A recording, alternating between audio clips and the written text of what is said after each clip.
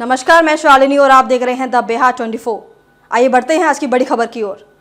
दशहरा के पूर्व संध्या पर पटना जिला अधिकारी डॉक्टर चंद्रशेखर पटना एसएसपी राजीव मिश्रा ने संयुक्त प्रेस वार्ता को संबोधित करते हुए कहा कि पटना जिले में 17 अलग अलग स्थानों पर रावण दहन का कार्यक्रम होगा।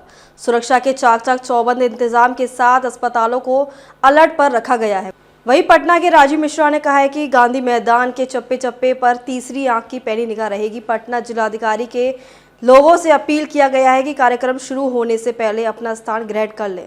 कार्यक्रम समाप्ति के बाद भीड़ को देखते हुए धीरे धीरे परिसर को खाली करेंगे। उन्होंने कहा है कि अपने बच्चों के पॉकेट में परिजन अपना मोबाइल नंबर लिखकर जरूर डालें।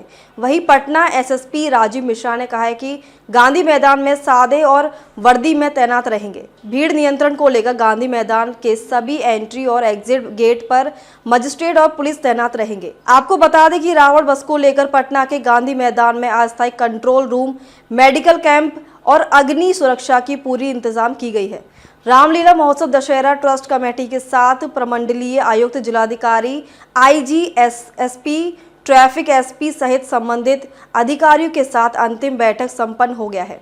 आगामी 12 अक्टूबर को ऐतिहासिक गांधी मैदान के असत्य पर सत्य की जीत का कार्यक्रम पूरे विधिवत तरीके से किया जाएगा।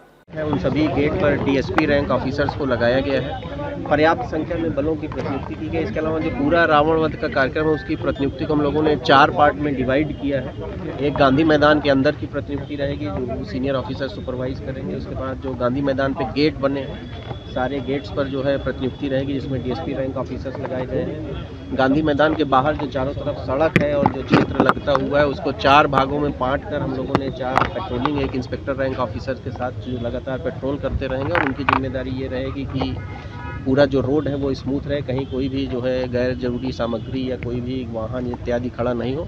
और इसके बाद जितने अप्रोच रोड हैं जो गांधी मैदान की तरफ आते हैं, चाहे आपकी बुद्धा कॉलोनी से जो अशोक राजपथ का रास्ता आता है, पीर बहुत तरफ से जो अशोक राजपथ का रास्ता आता है, एग्जीबिशन रोड चौराहे से एग्जीबिशन रोड आता है, गांधी मैदान के बगल से जो रास्ता आता है गांधी मैदान थाना के बगल से, तो जितने भी रास्ते आते हैं उन रास्तों को भी हम लोग 200-300 मीटर तक क्लियर रखेंगे। ट्रैफिक प्लान हम लोगों ने उसी तरीके से बनाया है कि जिससे लोगों को आने में और कार्यक्रम समाप्त हो जाने के बाद बाहर निकलने में किसी प्रकार से समस्या नहीं हो।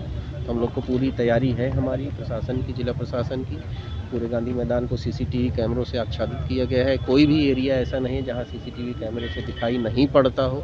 रोशनी की भी पर्याप्त व्यवस्था की गई। हम लोगों ने ये मानक रखा है कि अगर कोई आंख बंद करके भी गांधी मैदान के गेट से प्रवेश करे या निकलना चाहे तो उसको किसी प्रकार से कोई ठोकर इत्यादि नहीं लगे। इसी मानक के हिसाब से हम लोग तैयारी कर रहे हैं और 12 तारीख के पहले दोपहर 12-1 बजे तक हम लोग सारी तैयारियां पूरी कर लेंगे।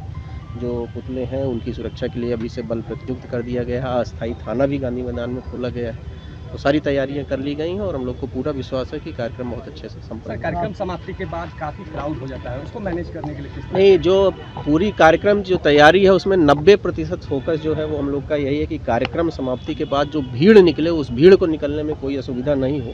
उसमें विशेष रूप से जो गेट नंबर 10 है, गेट नंबर 12 है, गेट नंबर 4 और 5 है और गेट नंबर 7 है, इन गेट्स पर आने वाले और जाने वालों की भीड़ ज़्यादा रहती है। तो इन सारे गेट पर इसी तरह से अपराधी अधिकारियों की प्रतिनियुक्ति की गई है। जो सीनियर ऑफिसर्स हैं उनको लगाया गया है और एसपी रैंक ऑफिसर भी जो लगातार उसको मॉनिटर करेंगे। जिला प्रशासन की तरफ से एडीएम रैंक ऑफिसर लगाए गए हैं, वो भी उसको लगातार मॉनिटर करेंगे।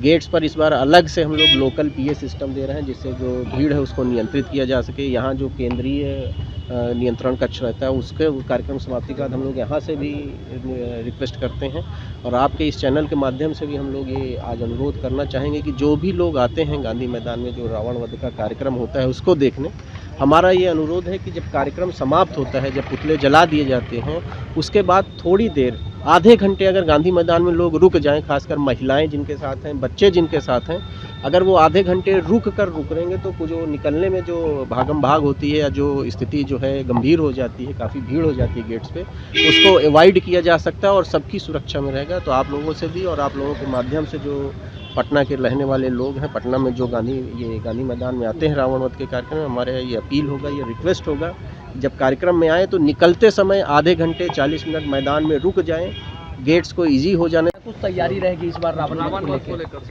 ये रावण वध का मुख्य कार्यक्रम गांधी मैदान में 12 तारीख को है। बाकी पूरे जिले में लगभग 17 जगह पर है।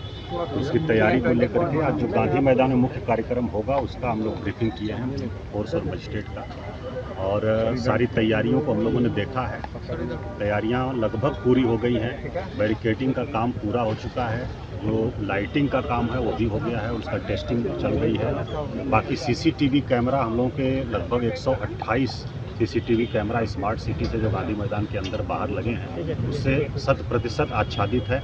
इसके अलावा हम लोग लोकली 50 सीसीटीवी कैमरा और लगा रहे हैं जिधर लोग रहते हैं उस पर निगरानी रखने के लिए, और बाकी पेयजल की व्यवस्था और मेडिकल टीम हमारी, फायर ब्रिगेड की टीम, सब लोग पूरी तरह से अलर्ट है। और हम लोगों का प्रयास है कि जो लोग यहाँ आएँ वो सुविधाजनक ढंग से आएँ और आराम से वो जाएँ, किसी प्रकार की असुविधा नहीं हो।